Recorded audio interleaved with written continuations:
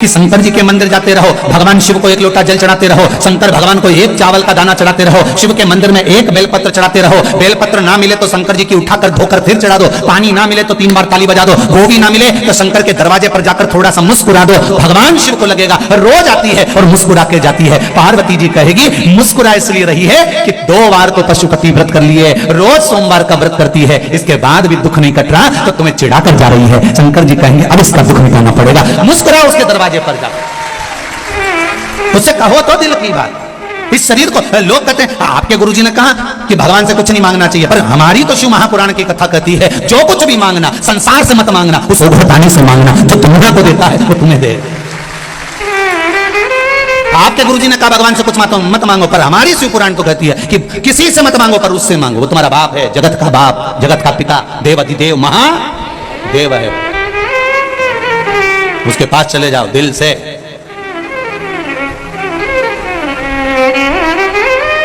ये आत्मा, ये शरीर, ये सोने की रकम है, इस शरीर को भगवान तक लेकर जाओ।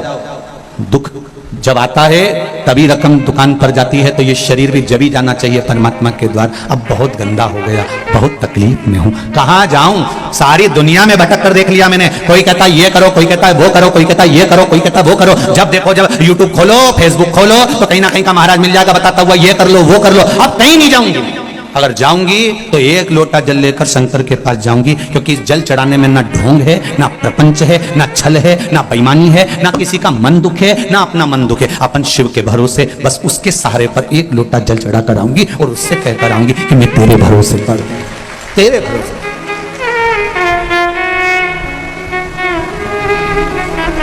बस तेरा भोलेनाथ दया करना, मैं तेरे भरोसे हूँ।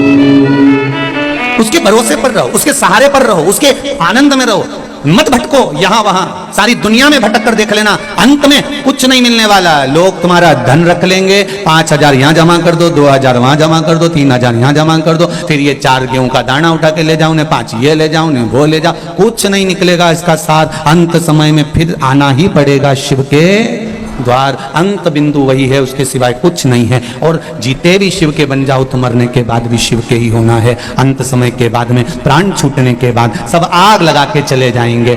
भगवान विष्णु बैकुंठ में रहेंगे, ब्रह्मा ब्रह्म लोक में रहेंगे, इंद्र इंद्र लोक में रहेंगे, सारे देवता अपनी अपनी जगह पर रहेंगे। पर शमशान में जब आग लगा के जाएंगे तब कोई नहीं रहेगा, तब वो ही रहेगा, एक देव अधिदेव महादेव रहेगा। तुम हड्डियां अग्नि के कारण चटर चटर कर रही होगी तो महादेव पूछेंगे क्यों री कमला, तेरी हड्डी तो बहुत टूट रही रे। कमला के नहीं गई ना शंकर के मंदिर, इसलिए अब चटर चटर करके टूट रही। महादेव ये जाती ना तो नहीं टूटती है, निश्चित बहुत चटर चटर कर। जिंदा हो तब तक मोबाइल पे डीपी बदलते रहो, मरने के बाद तो एक फोटो फिक्स लगा रहेगा, फिर डीपी बदल ही नहीं पाओ।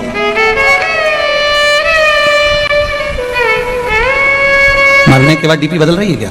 अरे बोलो तो सही, फिर एक जैसा फोटो इतना बड़ा फ्रेम में, माला पूड़ी और खीर चिपकी हुई और तुम पल्लू लेके मुस्कुराती। इससे ज्यादा कुछ नहीं जीवन। जिंदा हो तब तक डीपी बदलते रहो, मरने के बाद तो एक फोटो डीपी पर फिक्स हो जाएगा, और वो भी छोरा छोरी लगाएंगे तो लगाएंगे, नहीं तो कौन लगा रहा है तुम्हारा फोटो? इतनी शान से जियो मारा छोरा मारा छोरा। मरने के बाद इतने बैठे हो, तुम में से कौन है जो श्राद्ध में अपने डीपी पर अपने दादा परदादा का फोटो लगा दिया? जब उनका नहीं लगाया तुमने तो तुम्हारी औलाद तुम्हारा लगाएगी। अरे जीजी जाने दो, रही राजस्थान वाली हो।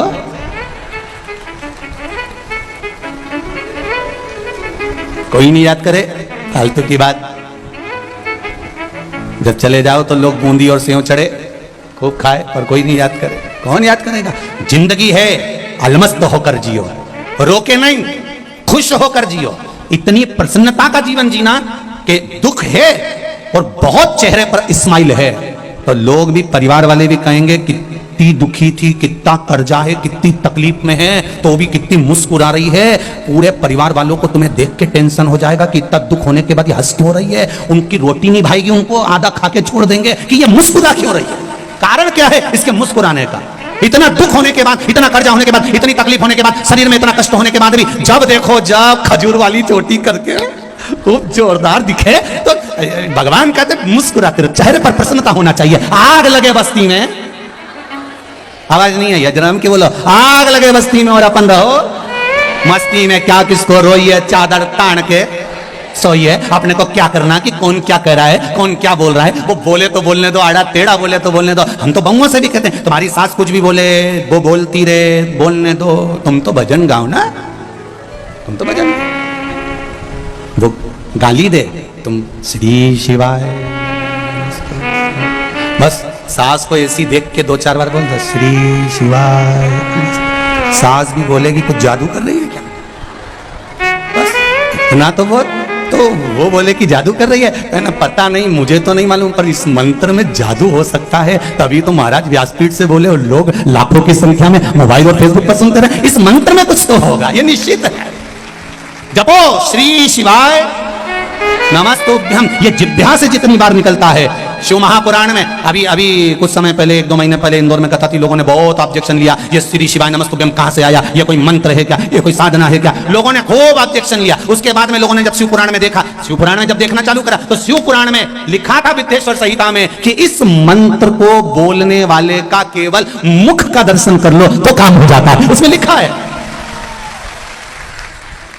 जब लोगों ने इस मंत्र का ऑब्जेक्शन लिया कि ये मंत्र क्यों, श्री शिवाय नमस्तुभ्यम कहां लिखा है, इस मंत्र का क्या प्रयोग होता है, इसको क्यों जपा जाए, जब लोगों ने इसको जब जनमानस में भेज दिया कि ये तो सियोर वाला महाराज ने बनाया मंत्र, ये तो फालतू का है, ये तो होना ही नहीं चाहिए, ये तो ऐसा नहीं होना, तब लोगों ने फिर पुराण में ढूंढा कि आखिर लिखा कहां है।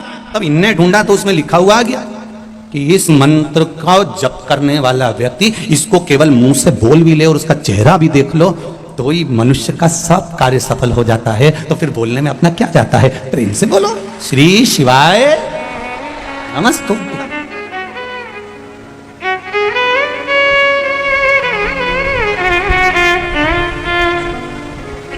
स्मरण है उसमें।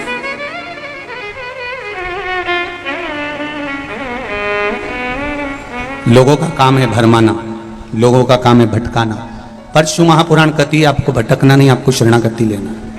शरणागति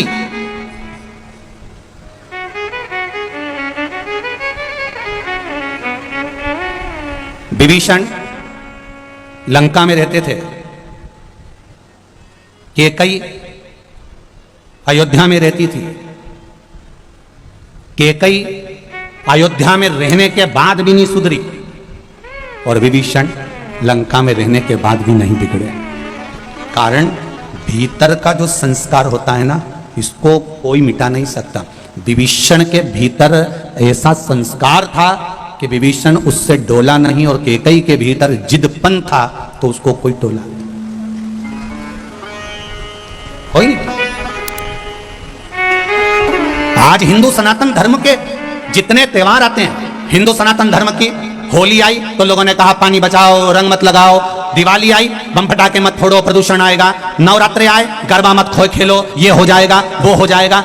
जितने सनातन धर्म के त्योहार आते हैं उसमें कहीं ना कहीं हम उसको रोकने का प्रयास करते हैं, बल्कि प्रयास अपने मन के कंट्रोल पर होना चाहिए। जब विभीषण लंका में नहीं बिगड़ सकता, कैकेयी अवध में नहीं सुधर सकती, हमारा मन का कंट्रोल होना चाहिए। हम जाएं गरबा खेलने, हम जाएं होली खेलने, हम जाएं दीपावली मनाने के लिए। सनातन धर्म के त्योहार आए उसको उत्साह से मनाना चाहिए, उसको उमंगता से मनाना चाहिए,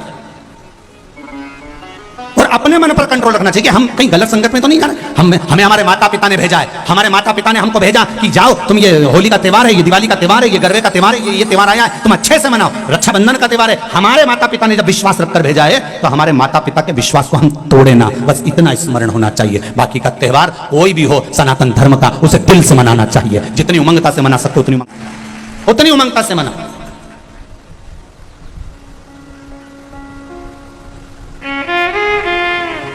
प्रसन्न चित्तता में मनाइए, अपने जीवन को आनंद में जियो। बड़ी मुश्किल से नर्तन मिला है, ये लौटाने के काबिल नहीं है। महाराज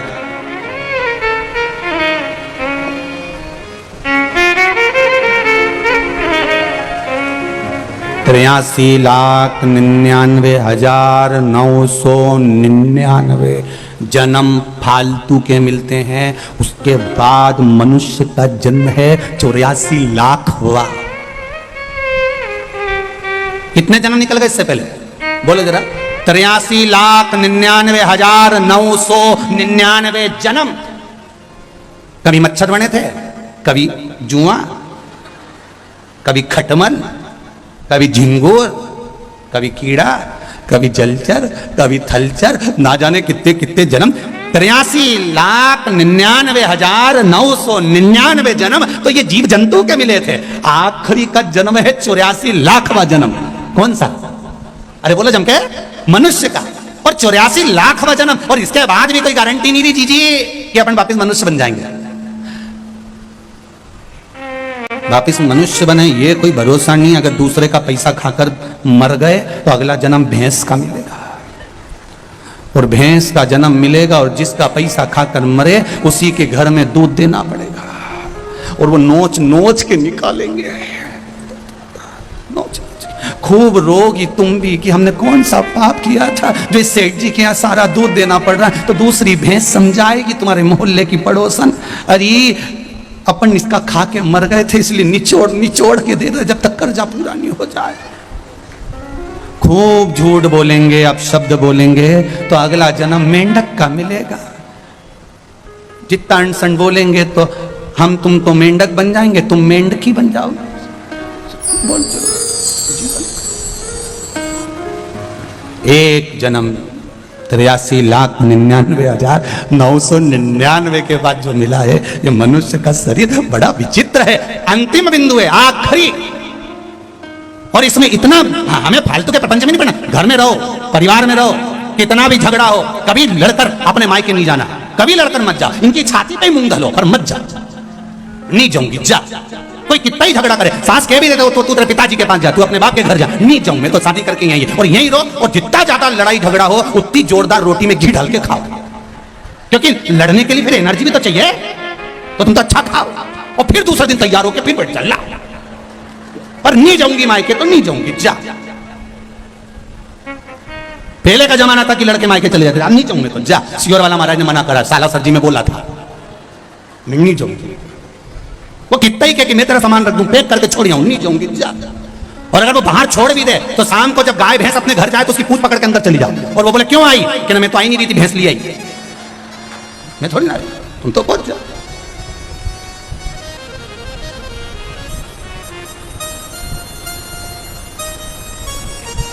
रहो प्रेम वश रहो।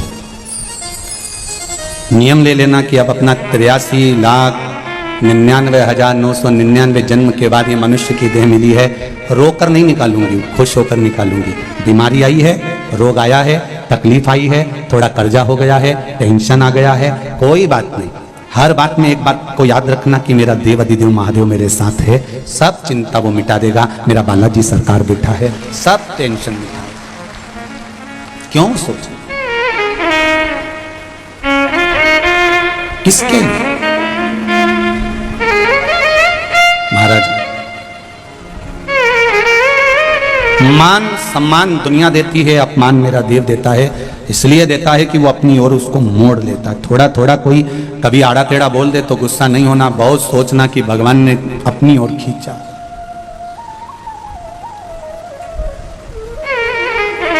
अपनी ओर खींचा वो साधारण नहीं। भगवान शिव से अपने हृदय की बात, चित्त की बात भगवान को है, रिटर्न भगवान शिव से जब दिल से, हृदय से, चित्त से हम भगवान को कुछ कहते हैं, भगवान सुनता है,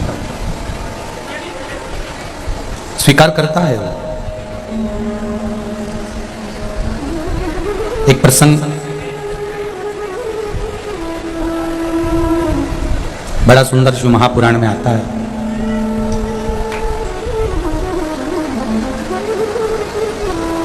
कि माता अंजना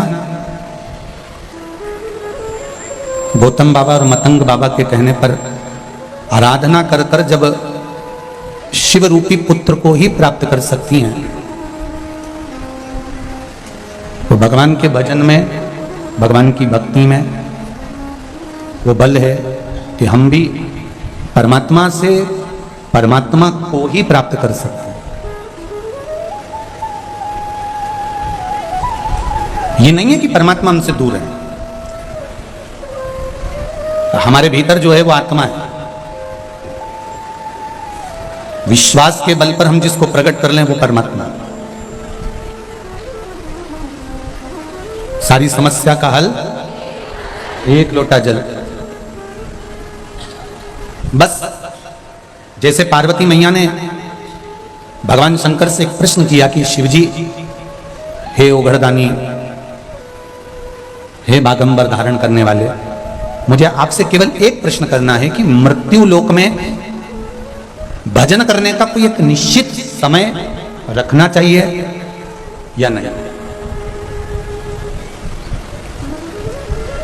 कई लोग कहते हैं हम सवेरे 9 बजे पूजन करने बैठते हैं। हमारा नियम है 9 बजे से 10 बजे तक मैं पूजन करती हूँ। मैं 8:30 बजे शिव जी के मंदिर जाती हूँ, मैं इतनी बजे भगवान के मंदिर पहुंचती हूँ, मैं इतनी बजे भगवान का ये कार्य करती हूँ। समय से नहीं है।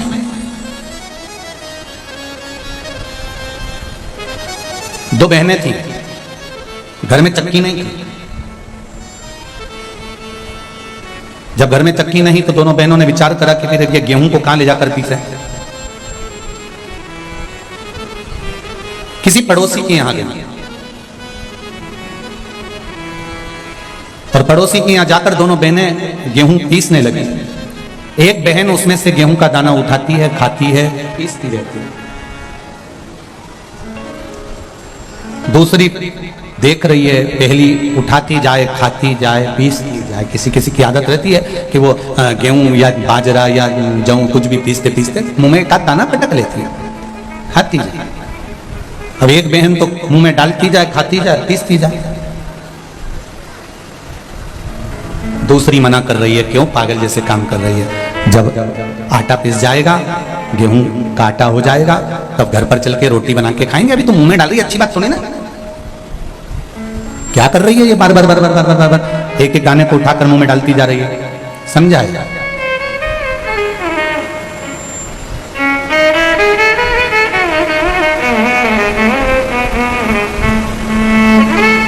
अब जिस गांव में ये दोनों बहनें रहती थी, दोनों गेहूं पीस रही थी, आटा बना लिया, एक खाती रही, पीसती रही, दूसरी उसको समझाती रही। उसी गांव में कबीरदास जी रहते थे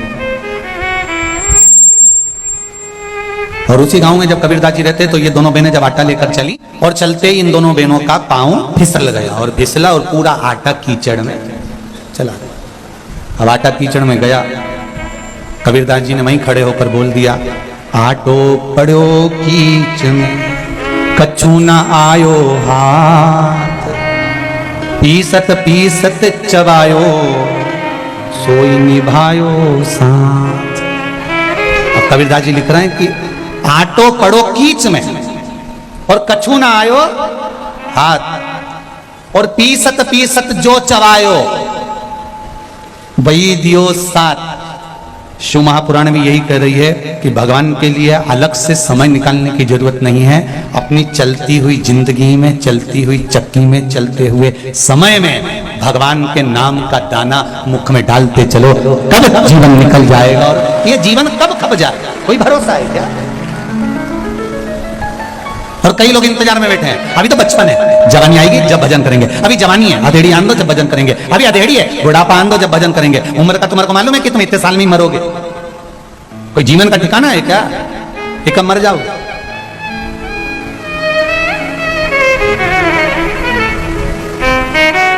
काल करे सो आज कर, आज करे सो अब, पल में प्रलय हो जाएगा, हरि जपेगा कब। ये जीवन का कोई भरोसा नहीं, कोई ठिकाना नहीं, कब क्या हो जाए। हाँ, अगर तुम्हारा विश्वास पक्का है, तुम्हारी भरोसा जड़ी है, तुम भरोसे के बल पर जी रहे हो, तो ये निश्चित है कि शिव तुम्हें साथ। एक पत्र आया है, देख, पत्र बहुत सारे।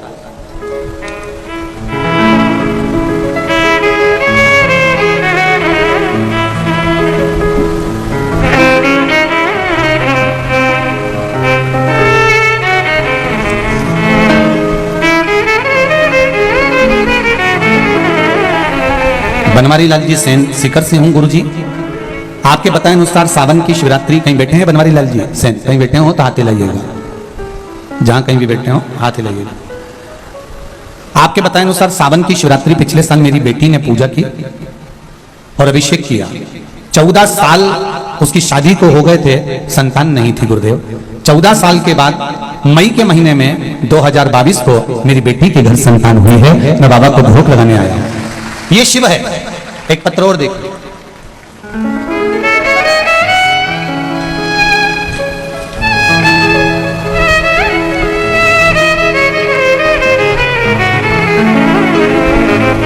सुनीता सैनी, सुनीता जी सैनी अलवर से आई हैं, कहीं बैठी हो तो हाथ हिलाइएगा। आप ही हैं, दोनों हाथ हिला दो। श्री शिवाय नमस्ते। बाबा 6 महीने से किडनी और लीवर की बीमारी थी, जयपुर का इलाज चल रहा था, लेकिन क्रिटिना बढ़ते ही आ रहा था। किडनी लीवर दोनों डैमेज हो गया। डॉक्टरों ने कहा कि डायलिसिस आ सकता है। क्रिटिना बढ़ते ही चले जा रहा था, थम नहीं रहा था। गुरुदेव बहुत दुखी हो चुके थे, खून भी 5 से 6 यूनिट रह गया था। मुझे बहुत चक्कर आते थे, शुगर बीपी थे। मुझे मेरी मम्मी और मेरे पड़ोसन ने, आंटी ने बताया कि भोले बाबा पर जल चढ़ाना, शिव महापुराण की कथा टीवी पर आती है, दिल से सुनना। मैंने जल चढ़ाना चालू करा। उन्होंने कहा बेलपत्री चढ़ाकर लाकर खाना भी चालू करना और पानी पीना भी। बेलपत्र खाना भी शुरू किया। बाबा 2 महीने से बेलपत्री पर शहद वाला प्रयोग भी कर रही हूँ और बाबा की कृपा से मैं बिल्कुल ठीक हो चुकी हूँ और मैं दवाई खाना बंद कर दिया। श्री शिवाय। आराम है आपको? बस बाबा की कृपा हो। श्री शिवाय नमस्ते। अब मेरी किडनी और लीवर डॉक्टर को जांच कराई है, काम करना चालू कर दिया है और किडनी लीवर जो डैमेज था वो भी बाबा की कृपा से अब चल रहा। बैठो बेटा। श्री शिवाय नमस्ते। बाबा की कृपा शंभो।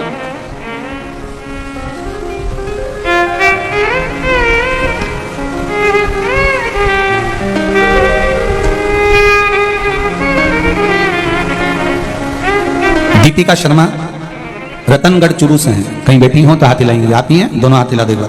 श्री शिवाय नमस्तोभ्यम। भजन की लाइन बहुत सुंदर लिखी है दीपिका जी आपने। भोले बाबा दया करना, मैं तेरे भरोसे हूँ। मैं बाबा की उदारता का क्या बखान करूं गुरुदेव। बाबा मेरे बेटे गौरव महर्षि ने बैंक की नौकरी के लिए खूब प्रयत्न किया। जितनी बार एग्जाम देता नहीं निकल पाता। बहुत समय हो गया गुरुदेव, एग्जाम दे देकर थक गया। आखिरी में लगने लगा कि अब नहीं लगेगी। जो लोग पैसा दे हो सकता है उनका लगता हो, पर बाबा एक बार शिव महापुराण की कथा श्रवण करी।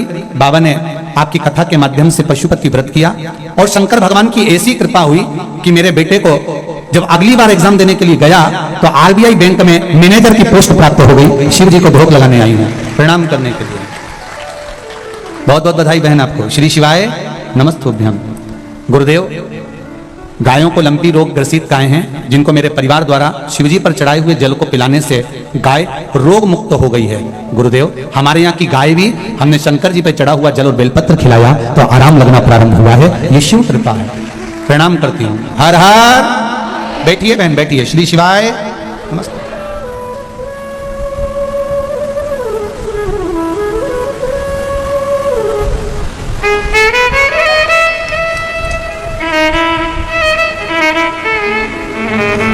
बहुत सारे पत्रों का स्मरण है पर समय का अभाव है। आप अपने दिल से, हृदय से, चित्त से, ये सारे पत्र जितने भी हैं यहीं रखे होंगे। इनमें इनके नाम भी रहते हैं, नंबर भी रहते हैं, फोन नंबर भी रहते हैं। हम हमेशा कहते हैं कि ये पत्र आपके पास में ही रहते हैं। ये व्यासपीठ के पास में या पीछे रख दें, या जगह नहीं होती है, आप कभी भी पढ़ सकते हो। इन पत्रों का मूल है कि आपका विश्वास, आपका भरोसा। श्री शिवाय नमस्ते। बेटो बेटो अभी माइक दे लेंगे बेटा। आपका विश्वास मूल है और जिस भरोसे के साथ, जिस विश्वास के साथ, जिस दृढ़ता के साथ आप परमात्मा का भजन करते हो वो सुनता जाता। पार्वती मैया ने शंकर भगवान से पूछा कि कोई समय, ऐसा कोई समय जिसमें भगवान का भजन करने का कोई समय, तो शिव जी कहते हैं नहीं नहीं पार्वती, जब मन हो, जब चित्त हो, जब इस हृदय में, इस मन में, जब तुम्हारे समय की अनुकूलता लगे तब भगवान का भजन कर लो। सारे देवताओं के मंदिर में पट हो सकता है पर शंकर जी के मंदिर में पट की जरूरत नहीं होती। उनको जरूरत है भी नहीं, कैलाश पर कोई पट नहीं, बस भगवान शंकर हैं और आपका विश्वास। अपने चलते हुए समय में, अपने चलती हुई घड़ी में, अपने चलते हुए समय में भगवान का भजन करो। एक बात हमने पहले भी कथा में कही, आज फिर कहते हैं, जब तक शरीर चले और तुम्हारे घर में चले तब तक सब अच्छे काम कर लो।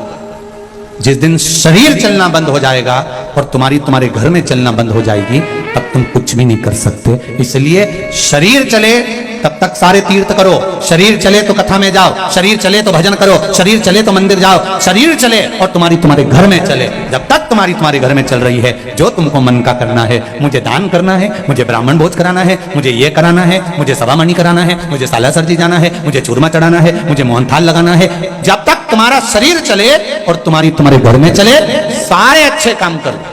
जब शरीर चलना बेकार हो जाएगा, बंद हो जाएगा, तुम्हारे घर में नहीं चलेगी, तब तुम मन में रखकर बस केवल तड़फोगी, बोल नहीं सकती कि मैं दान करना है, मुझे 2 रुपए देना है, मुझे 50 रुपए देना है, मुझे सभामणि करना है, मुझे भोजन भोग कराना है, मुझे ब्राह्मण भोज कराना है। तुम्हारे मन में रह जाएगी और आखिरी तक भी नहीं कर पाएगा। बहुत कम होते हैं सुराना जी, आपके बेटे और बहुओं जैसे भगवान सबको बेटे बहू दें। बहुत कम होते हैं ऐसे कि पिता के मन में संकल्प आया और माँ ने कहा कि मेरा मन है एक बार शिव पुराण। हम ये सुराना जी जैन समाज से हैं, पर इनके मन में भाव उत्पन्न हुआ कि कथा कराना है, और मन में आया तो सुराना जी ने अपने बच्चों से कहा, बच्चों ने अपनी बहुओं से कहा, पापा मम्मी का मन है, माता पिता का मन है शिव पुराण कराना।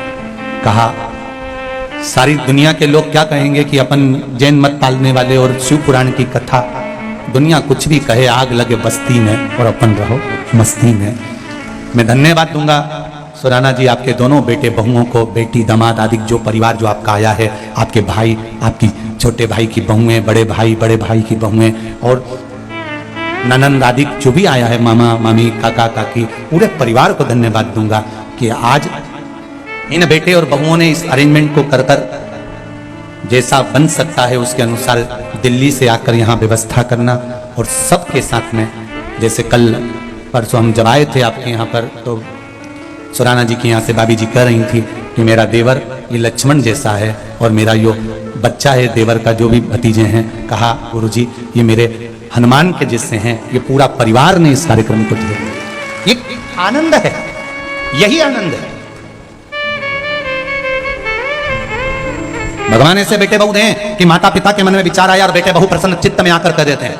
नहीं तो आज की बहुआ कहती क्या करना करके, इतना व्यापार छोड़कर जाएंगे, काम छोड़कर जाएंगे, दिल्ली में इतना फैलारा छोड़कर जाएंगे, बच्चे छोटे छोटे हैं, पढ़ाई का टाइम चल रहा है, रहने दो। बेटे कहेंगे कि हमको ये टाइम नहीं मिलता, रहने दो। पर धन्यवाद सुराना जी आपके बच्चों को जो दिल से कहते हैं हर पल हर घड़ी। जब गए तो बच्चे कहते हैं केवल एक कथा नहीं गुरुजी, आप तो बाबा से विनती करना कि हर साल कथा करवाते रहें। बस यही शिव करता है, यही शिव करता है। कमाया छोड़ गए, अंत में बच्चों के पास चला गया। तुमने अपनी जिंदगी के लिए करा क्या? घर बनाया बच्चों के लिए, जायदाद एकत्रित करी बच्चों के लिए, धन बड़ा बड़ा कर इकट्ठा करा बच्चों के लिए। तुम तो सही से 2 रोटी भी नहीं खा सकते। चिंता कर कर टेंशन कर कर शुगर हो गई, चिंता कर कर टेंशन कर कर बीपी हो गया। ना घी की रोटी खा सकते, ना कोई अच्छी पनीर की सब्जी खा सकते, और ना मीठा गुलाब जामुन पेड़ा लड्डू खा सकते क्योंकि शुगर हो गई। और कमाते कमाते जिंदगी निकल गई। अपने लिए करा क्या तुमने? भजन भी अगर सही से कर लेते तो वो परमात्मा भी कहता कि हाँ कुछ मेरे लिए करा। और गए मरकर ऊपर तो यमराज से लड़ाई कर रहे। मैंने नीचे गया था सालासर जी घूमने के लिए, तो मैंने 10 रुपए का झंडा खरीदा था, 50 रुपए का चूरमा खरीदा था, भगवान को चढ़ाया था। मेरा पुण्य मैंने करा है इसलिए मुझे बेकुंठ। यमराज ने कहा 50 रुपए चूरमे के और 10 रुपए झंडे के, 60 रुपए इसके हाथ में पकड़ा, नरक भेज दो।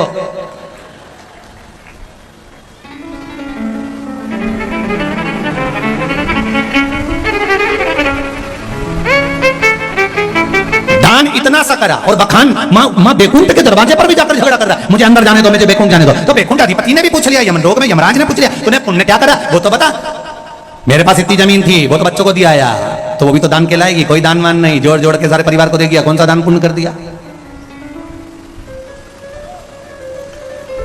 दान किसको कहते हैं? धर्म किसको कहते हैं? पुण्य किसको कहते हैं?